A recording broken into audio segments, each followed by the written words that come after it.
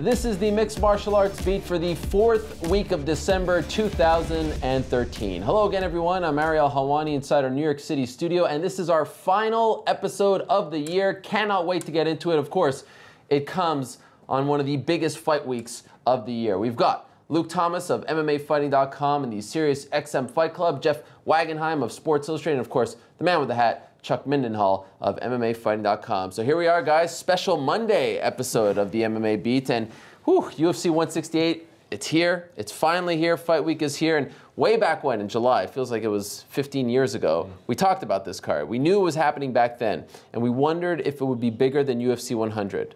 Right now, a few days away. Will it be, in your opinion? Oh, man. I think it's bigger than any one fight on UFC 100. I just think the climate of UFC 100 was bigger. Because people did think Thiago Alves was a good challenge for George St. Pierre, but St. Pierre was still the favorite.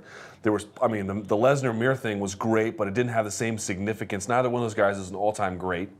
And then, of course, the Dan Henderson-Michael Bisping was coming off the Ultimate Fighter, so there was so many things working for it from a popularity standpoint, but there's no doubt about it. This main event, it's got to be one of the top 3 most significant main events in UFC history, maybe in MMA history. This is a big one. This is a big one. I mean, if Anderson Silva can regain his title, there's a whole measure of implications, and vice versa. If Chris Weidman can maintain his title, right, there's a whole measure of implications. There's so much going into it. I definitely think this one fight beats those fights.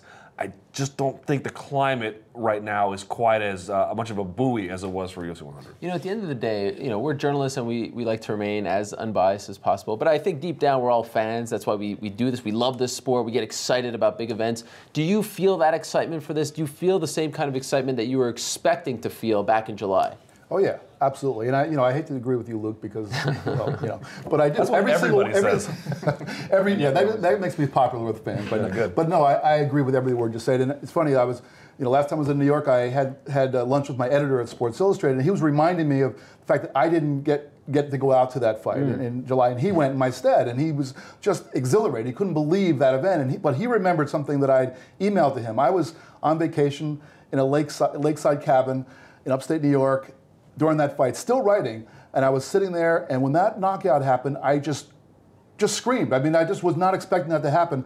I woke up, people in cabins all around the lake, and he remembered this thing, and I was thinking the same thing. He's like, well, it's sports, and when something crazy, unexpected happens, it's not like you're rooting for anything. As a journalist, you're still you're remaining neutral, but there's something about sports. When something unexpected happens, it's just really, really exciting. And I think that because that was so unexpected, and because it happened, and now we're going to see it unfold again, I really don't know what's going to happen in this fight, and I love that. I love that it's just, it's really, really going to be something else. And it helps that the first one played out in almost like the surreal sort of theater sense. Like we're watching something unthinkable happen, but we're also watching Anderson Silva put on like this histrionics. Like I think he went over the top than we'd ever seen him before. He did some of the stuff, we've seen him against Damian Maia and these kind of guys, but he was definitely over the top, and he was inviting danger. A guy who had a lot more power than most of his opponents, and just to go down after 16-0 in the UFC, to go down in that fashion. To see how he responds. What does he do? It's the first time he'll come out first, since Rich Franklin. There's so many weird elements to this fight. What does he do as the challenger? With literally, this could be it. If he loses this fight, he may walk away. We don't know what he's going to do. The stakes being what they are, it's by far, I think, the biggest fight that I've been a part of in the UFC. I can't recall one bigger. I think Brock Lesnar, Frank Mir 2 was very big. We sometimes forget how big Brock Lesnar was back then. But this certainly feels special, and I love the fact that it's taking place at the same arena. It feels like they're just doing it all over again, like a video game, right? Like, let's just do that one more time and see if it can happen again. And obviously the stakes are higher, and the card is a bigger one than the July 4th card because of the Ronda Rousey and Miesha Tate fight. The Josh Barnett, Travis Brown fight is a great fight. But is it possible that more people are interested in the Ronda Rousey fight than the main event? I only ask because, on the conference call last week, Ronda got as much, if not more, questions than Anderson and Chris. She was on The Ultimate Fighter. She's obviously, a big star in her own right. Is that possible? Or at the end of the day, come Saturday, December 28th, people really will be looking forward to the main event more? I don't think they're, you know, people, as we know, when Rousey fought Carmouche, she was drawing a certain segment of the population in the media that traditional fighters didn't get. And I don't just mean women, I just mean a much greater a push into the mainstream, so as it were, than normal. And I think you'll see that dynamic again, but I don't want that to skew perception. She might be the second biggest star on the card for all intents and purposes, but the reality is, I think when that fight's over, and I think that'll be climactic but short, much like all her bouts are. And I really believe at the end of the day, the Anderson-Silva fight, there's just no topping it. And we're trying to find, we're all just sort of groping in the dark, like how can we tell? I mean, again, it's very unscientific, but from a web traffic standpoint, anything Chris Weidman right now, or anything Anderson-Silva blows up. Ronda Rousey, Miesha Tate stuff, it definitely gets a pop, but it's just not the same. And I really feel like there's a silent majority out there that wants this. I mean, they cannot wait for it. And that's what I think you'll see, especially come fight time. And then how about this? UFC says, you know what? We know you want this card. We know you're interested in this card. We're going to make you pay just a little bit more for it, $5 more. Why? Because we wanted to. We thought you'd pay for it. So what do you think? What do you think about their decision to increase it by $5? And the explanation that was given to us in Sacramento 2 weekends ago? People will pay it. Yeah. I mean, you know, the thing is, you're already paying $54 or $55 if you're getting this fight in HD. So now you're going to be paying, you know, what, $60. So you know, they're going to, as Dana White says, invite another guy over to hang out. You know, but have someone. What if you have no more friends?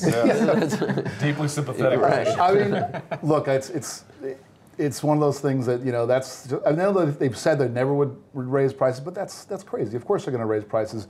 You know, supply, demand, all that kind of stuff. You know, it's the way of the world. I hate to say something like this, but it's $5. Is it really that big of a deal? Really, I'm not quite sure, because I don't have to pay for these cards over and over and over again, and it does add up. I mean, you could see the numbers on a piece of paper, but is it that big? Because I get people on Twitter who say, "Oh, I'm boycotting this show," and I just don't believe them. What do you think? Do you think this will hurt the buys? Not at all, but principally. If Right. you're talking about the principle of where we know we're paying this, especially a lot of these bunk cards that we've had to pay for in the past, where there were no refunds as far as I know. Some of these cards that should have never been pay-per-views that were, and they put in low numbers, and a lot of people didn't end up buying them. But the people who did, and then the people who bought those cards, you know, they don't get the money. It's like, should those be discounted? If the thing's going to be fluctuated, well, maybe we start, you know, you can put it as high as you want or as low as you want. You know, that's the thing. So the steadiness of the price was sort of like, well, this is where we're at. This has always been the price. So there's a little bit of a fracture in that sort of that system when you do that, I think that's the one thing. But ultimately for this card, I don't think it's going to matter. People are going, if they're going to do it, this would be the card. You've got a co-main event like you were just talking about that should be headlining a card, and then you've got the main event, which is the biggest of the year, probably maybe the biggest ever, like we were talking about. So if you're going to do something like that, I guess this is the time. I mean, if they lose any, I don't think they're going to lose viewership on this card, but maybe some people who will say, well, you know, hey, I'm not going to buy that card down the road where, you know, the main event is a couple of, you know, Sure. barely top 5 guys. I mean, as Chuck alluded to, there are fight cards where $55 was way more than what it was worth. Maybe it was a $30 card, but every one of them is $55, time after time after time. And so this one, which is much bigger, well, they're jacking the price up, but we'll see. You know, are they ever going to jack the price down a little bit? Are they going to go $49.95 because there's, you know, only one title fight and it's not that interesting? I don't think so. I think at the end of the day, it's not going to affect buys at all. And I saw a theory online. You've got Rousey on this card, Weidman on this card, and Silva on this card. They're going to get a chunk of pay-per-view. Maybe you want to raise the price a little bit so Zuffa can take home a little bit more. But I don't know if that's true. It's just a decent theory. You know, so that should be said. I do think, though, there's something to be said very quickly, you know, with this new network coming, and that could be $10. Probably doesn't. Marshall's last thing said it probably was not going to be $15. Right. Probably close to that $10. I can see how folks might feel like they're getting nickel and dimed, because if you're having to get, well, here's $10 you got to pay, and now $5 extra, and that $10, boy, you got to watch Dingus Dongus fight Dongus Dingus, in, you know, in sub-Saharan Africa. Like, thanks but no thanks. So Dingus Dongus 1 or Dingus Dongus 2? Does it matter? That's the point. So between that and then another $5 here, and I think there's an apprehension. Well, is it just this once they're going to do this? Are they going to keep doing it? They've said it's just this one time. I believe them. Again, people are going to buy this one. Don't let them fool you. But I think there is a little worry that, like, hey, come on, quit asking for another nickel and another nickel. I don't have it to give. Like every sport, though, there are people who are fans, you know, and know who the champions are and watch the fights and they enjoy them. And then there are the people who just live and die for this stuff, and they're going to buy every pay-per-view, and they're going to shell out the $10 or $15 or whatever that the online thing is going to cost. They're going to spend money on everything, and then there's people who won't. So I think it all sort of plays out in the end. The UFC is saying, okay, we're going to see if we can monetize all these different avenues. And they're not going to get everybody to buy their online thing, and I don't think they're going to lose any buys for this. But the more they do it, they're just going to attract. They're going to get those people who will buy anything. Who are these people that sit around in the office making these decisions? You know? Right. Who are these people? I think one of their last names is Fertitta. Yeah. They do have the clout to do something like that. So I didn't tell these guys that I was going to do this, but this fight seems way too big to ignore something like this on our last ever show. So for the first time in MMA Beat history, I believe, Dirty. I'm going to ask for a prediction. I think this fight warrants a prediction. Just give me a name. Who's going to win? Anderson Silva or Chris Weidman? I'm going to give you a name, but I just want to make this known. I want everyone to know this. I have no idea what's going to happen. Let that be known. Please do not bet on anything. If I have to give you a name, I'm going to give you Weidman. But honestly, I just don't know. Jeff? When they fought the first time, a lot of media people picked Weidman, and I just couldn't do it. I had to pick Anderson Silva, and I live to regret that because I had a little inkling that maybe. Don't jump off the bandwagon now. But you know what? I'm going to take Weidman. I think he's just, I think he's got the answer. Silva's definitely going to win now. Chuck? Weidman. How about that? Yeah. Are we all picking Chris Weidman? You got to pick him. Picked him the first time. I don't know, man. I don't know. Going into 2013. You were not alone. There were a lot of people. Dude, like in the would you first have fight, thought we'd all be picking against Anderson Silva? In the first fight, you've got Silva up there breakdancing, doing numbers, and then you got Chris Weidman just completely throwing caution to the wind. I don't know what's going to happen. I have no idea, and that's what makes this fight so great. I mean, that's the beauty of it. The Rousey fight, you kind of get the sense that you know what's going to happen. The main event, I mean, there's so many different things, but I'm going to listen to Ray Longo, who says submission is coming. It's true, on your show. Ray Longo, right. yeah. Right. I mean, it sounded, I'm not even quite sure if it sounded like him, but he did say submission, whoever that guy was. The MMA Beat jinx will now... yeah, we'll see. We'll find out. All right, so let's move along. I mean, we said that we wanted to give out some awards, and we're not going to do the knockout submission, all that stuff. You can get that in many different places, but there were 4 things I wanted to touch on in our last episode. And the first one was Story of the Year, because I think, for us on this kind of show, Story of the Year is very interesting, and maybe, who knows, the one we just talked about will be yours. What do you think was the story of 2013? Got to be the women. Got to be the women. I do think you can take a step back and say this was a year that had a number of great fights, not just in MMA, in boxing too. Like, what a great year to be a combat sports fan, Tremendous. And kickboxing too. Glory had some great shows. So and journalists too. What do you mean? What a great year to cover combat sports. Oh, sure. I mean, this was a year to do it, So I think you can certainly make that case. I think the women is the issue. I think bringing them in, I mentioned it before in a previous episode of MMA Beat, I'd rather see the best women at 135 than middle of the pack at, welterweight or middleweight. And again, they're going to do that with the 115. So I think that's for me the one to watch. There's many good choices, but I'd have to probably go with that one. What do you think, Jeff? 3 words: testosterone replacement therapy. No. Oh, Lord. What a bummer. Are you on Wait, it? he went positive and you went negative. How about that? I know, what a twist. Yeah. We should switch seats. Yeah. This is the year when that, obviously people were using it before 2013, but this was a year when it really became an issue, where people really started recognizing that this is something that needs to be dealt with. And I frankly, I think it's going to be the story. It's going to continue forward. But we haven't resolved it. It's just been brought up into the consciousness, the collective consciousness of fans, and I don't consider it a negative story. I mean, I think actually there's something positive. I think that by people recognizing that there's this thing out there that is totally legal and totally by the rules. Nobody's cheating. Nobody's cheating because they're following the rules. But do we need to change the rules to make it more fair, to make it more natural of a sport? That's a positive. I don't think that's a negative. What's your story of the year? I said it on the last show. I think it's the twilight of the idols. We had these guys. We had Anderson Silva, who, lost for the first time. We'd seen him in the UFC. The first time he lost, GSP walks away from the fight game. Who knows for how long? Possibly for good. That in itself is a story. And those things are just huge, and I'm not sure you would have known that those things were going to happen coming into the year. To me, those are the big story. Although I agree, the women have been a huge. I mean, there's been so much going on. I feel like we're spoiled from the amount of fights that we've seen that have been good. I feel like we could list 10 fights as our fights of the year, and they would all be right there in that discussion. We'll get to that in a second. So I mean, we were all spoiled from that. I agree with the TRT stuff, but to me, also, it's just a couple of these guys who had been staples in the game for so long, just possibly seeing Anderson Silva lose again twice in a year is almost unheard of if he does. But just for him to lose once even, and for GSP to walk away, those are big stories for me. Yeah, there's so many stories. What a year, in my opinion, the best year in MMA history. But I have to zero in on Weidman KOing Silva, not just that moment, but the aftermath. Thanks in large part to your website with the talks of fixes and all that. I mean, that really kept the story going, right? I mean, thanks a lot, Jeff. With all due respect, do you remember? I can't recall. You wrote the teleprompter. Can I say that I had nothing to do with that? Absolutely. I had nothing to do, I swear. I can't recall if all of you were on that show post UFC 162, but I do remember that was the first time we ever had a full show, MMA Beat, just talking about one subject. It was that big. And days later, I remember just feeling like I'd just seen the fight. You know, moments ago, I was still buzzing over it. That moment in Las Vegas, the knockout, the aftermath, in my opinion, is the story of the year. But all very good choices and all very worthy of that award as well. So let's talk about fight of the year. Because as you mentioned, I mean, what a year it has been. I mean, every week it seems like we're saying this is the fight of the year. Right. But what truly was the fight of 2013? This one's debatable, too. I can see a couple of great choices. I want to say, though, there was a couple of choices.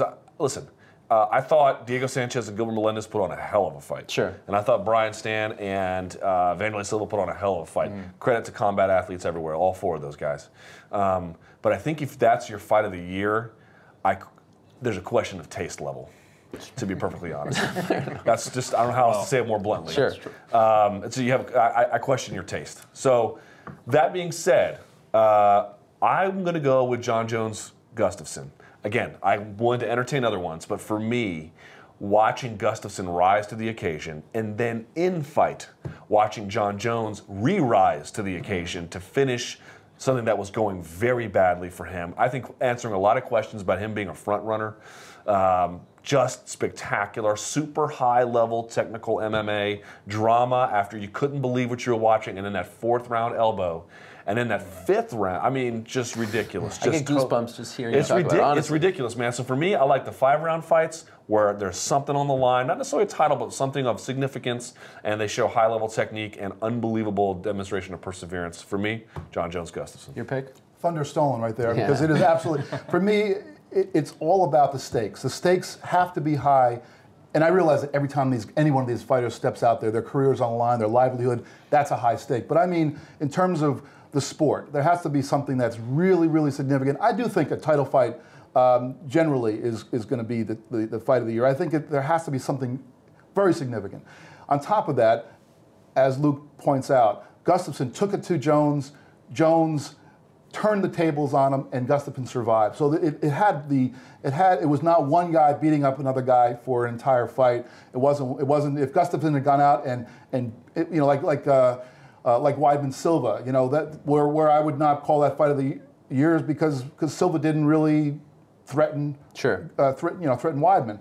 Well, Gustafsson threatened Jones. Jones threatened Gustafsson. Jones survives. That was another part of it. And the part that really puts it over the top for me is that prior to that fight, Jones not only had beaten everybody, but he was never even. He just completely thrashed everybody. He just beat the crap out of everybody that was put in front of him. And here's finally the guy, and pretty much unexpectedly, came up and just stood toe to toe with him and took it to him.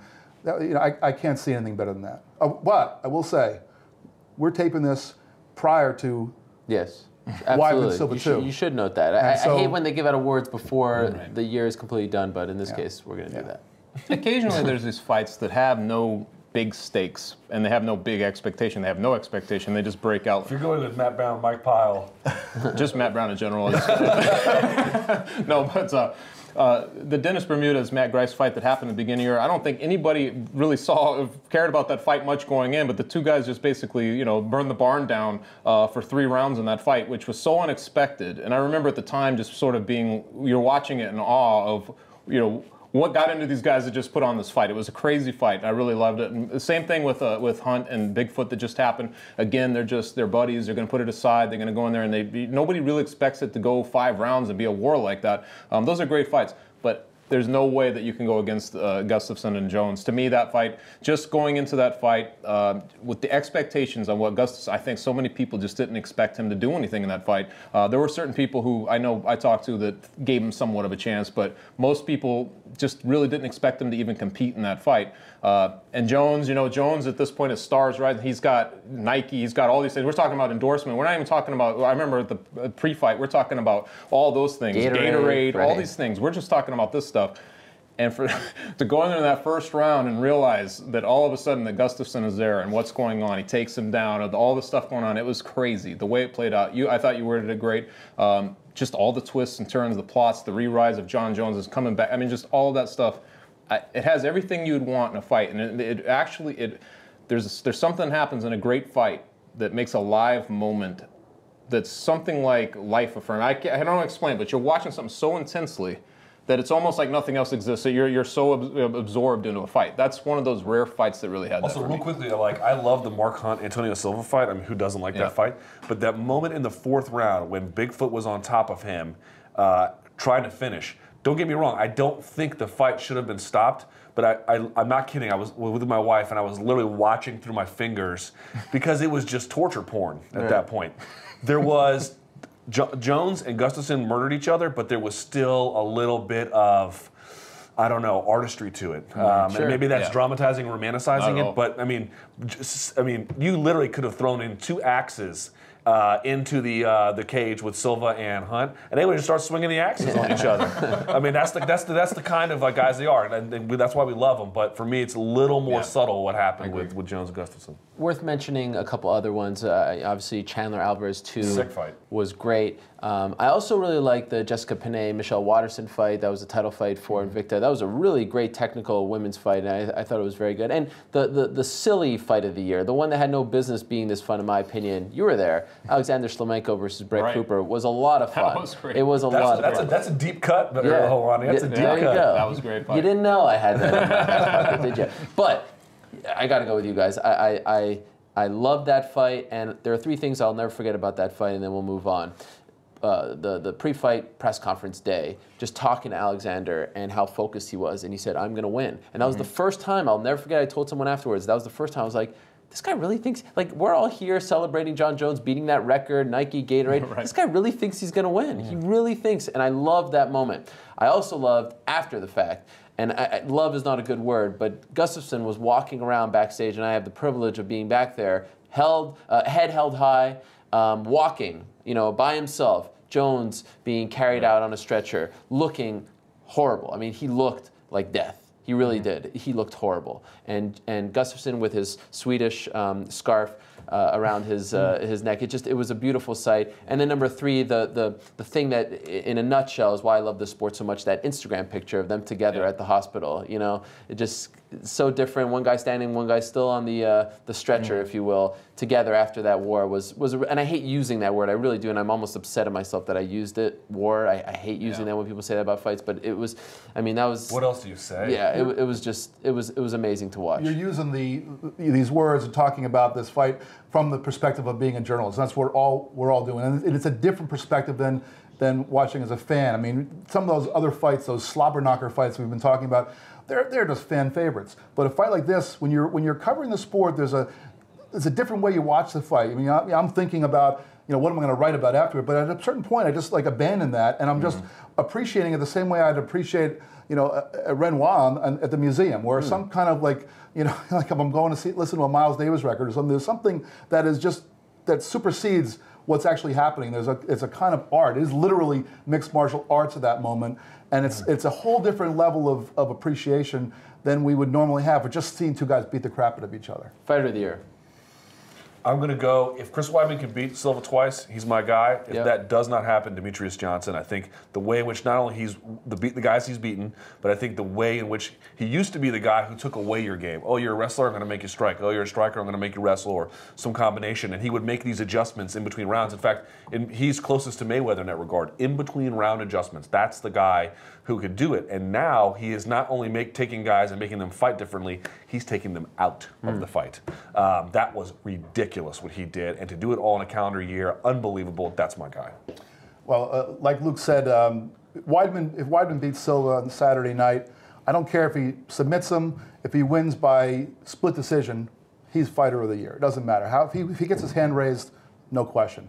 And I'll also agree that Demetrius Johnson, I'm going to say Demetrius Johnson is my organic, all-natural fighter of the year. But he's your Whole Foods fighter of the year. Yes, he's sponsored by Whole Foods. But the fight of the year, I have to go with Vitor Belfort. I mean, I'm the guy who brought up the TRT thing as a big story. It's within the rules. He's not cheating. He goes out there. He doesn't have to make adjustments between rounds because he kicks the guy in the head and knocks them out before they even go to the next round. It's three fights, 3 head kick knockouts. I mean, it's hard to beat that. What do you think? You guys know what I'm going to say. Matt Brown. Of course.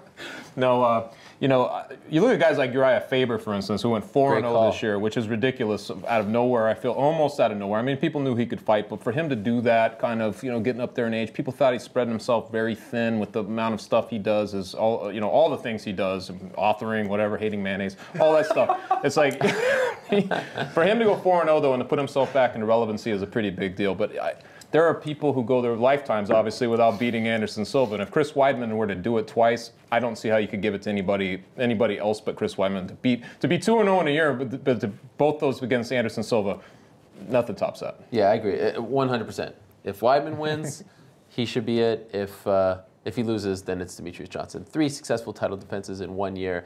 That's tough to beat, and how he did it as well. Ridiculous. Very impressive. I mean, remember, he was losing that Dotson fight last January. Okay, let's end on this one. It's not an award, but it's one that I love to talk about at the end of the year. What is your story to watch in 2014? There's a lot that is, on the plate right now or on the menu as we head into the new year. But what's the one story that you really want to watch that you think maybe this time next year might be the story of the year?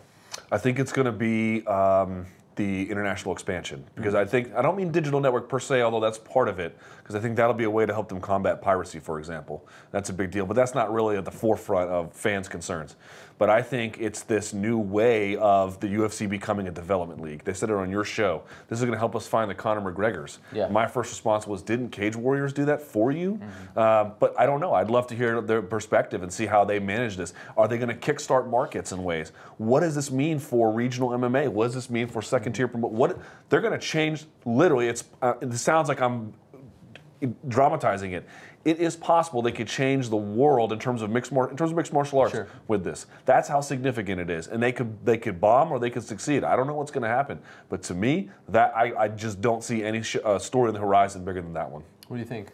Well, I hate to be a one-trick pony. I mean, I mentioned the 2013 story as being the TRT, and then I Please don't go with TRT again. That's too depressing. I come back with Vitor, but I'm going to say it again, but I don't know whether it's I'm not sure whether it's the 2014 story or 2015 story. I'm not really sure if the sport is ready, but I guess I'm going to be optimistic about it and say that this coming year is the one where that gets just wrung out of the sport, and we don't have to deal with it anymore. That finally, athletic commissions and the UFC and other promotions just say, we don't need this stuff in our sport anymore. We're going to have people fight all natural, and I don't mean naked. Wow. What do you think, Chuck? I'm with Luke. I think that you got to see, how does 50 cards play out? Yeah. What does that mean? Essentially, somewhere plus in that range. 5. And with 33 domestic or in our normal cards that we get here, a North American-based company that's doing this. And North Americans generally like things in North America.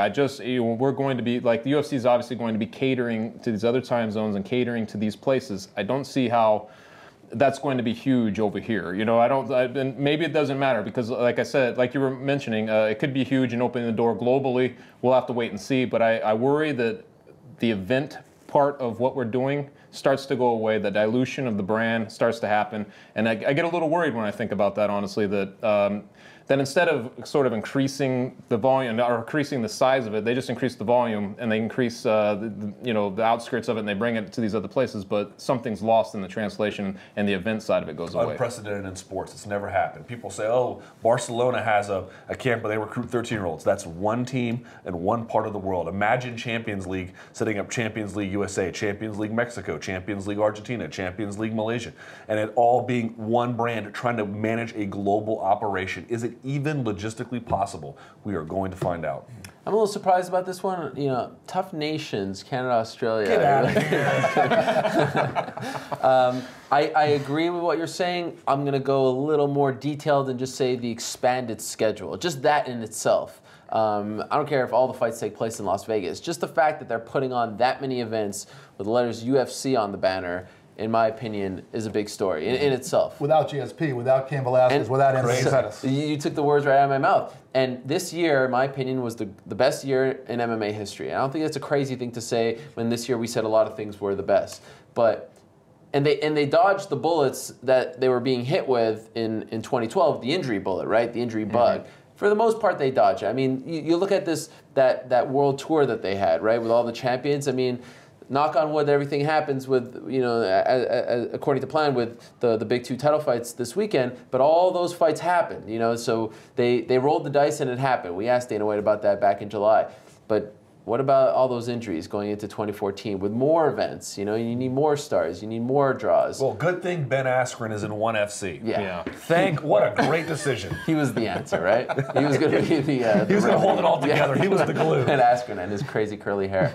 So that's what I'm really looking forward to. That I'm really looking forward to seeing 50, and I know you're looking forward to it for a different reason. Oh yeah, it's gonna be great. Yeah, but I think that's going to be the story to watch. And a new division is coming in, so there's a lot going on in the UFC and in mixed martial arts in general. I mean, the big Rampage Tito fight that is on the horizon, right? I think Rampage said that ship has sailed. Oh, that's right. And then he made a bad breath joke. Thank God for that. And thank God for this show, because we've had a great time doing it. It has been so much fun doing it on a consistent basis this year. And we hope that you've enjoyed watching all the shows. And we appreciate you stopping by for this special edition of the MMA Beat. We wanted to give you one more, especially on this quiet Monday, as the storm that is UFC 168 is about to hit Las Vegas this Saturday night. I am certain if you are watching this show right now, you will be watching that pay-per-view, even if it is $400. Okay, maybe not $400, but an extra 60, $5. An extra $5. So thank you so much for always watching and supporting the show and leaving us comments, good or bad. And why don't you go ahead and go to the comment section one more time this year and let us know who you thought was the fighter of the year, the fight of the year, the story of the year, and what you are most looking forward to come 2014 in mixed martial arts. For Luke, Jeff, Chuck, I'm Ariel. One more time, we thank you for watching the MMA Beat.